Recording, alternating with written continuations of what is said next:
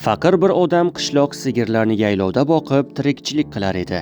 U og'irligini birovga tushirmasdan oilasini shu mehnati bilan ta'minlardi. Uning qadrini biladigan farosatli, oqila xotini bor edi.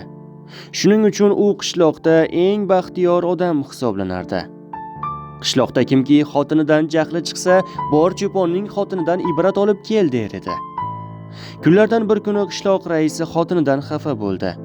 Rais xotini bilan janjallashib, "Ey gapga tushunmaydigan befahm xotin, borib qishlog'imiz cho'ponning xotinidan ozgina bo'lsa ham aql o'rgan.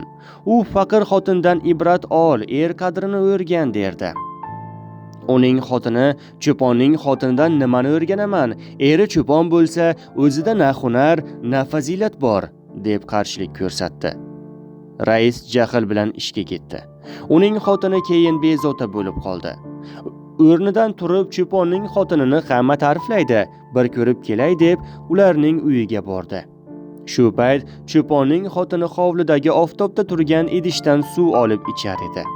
Raisning xotini "Shu suvdan menga ham ozgina bering" dedi.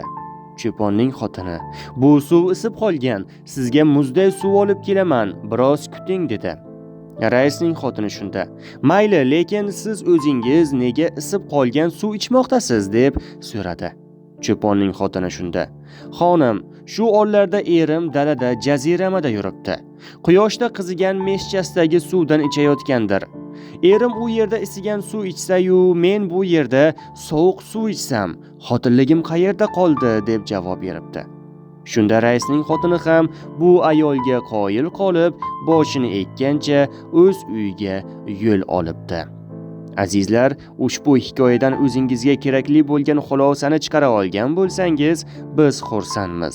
Kanalimizga obuna bo'lib, o'z fikringizni kommentariyada qoldirishni unutmang.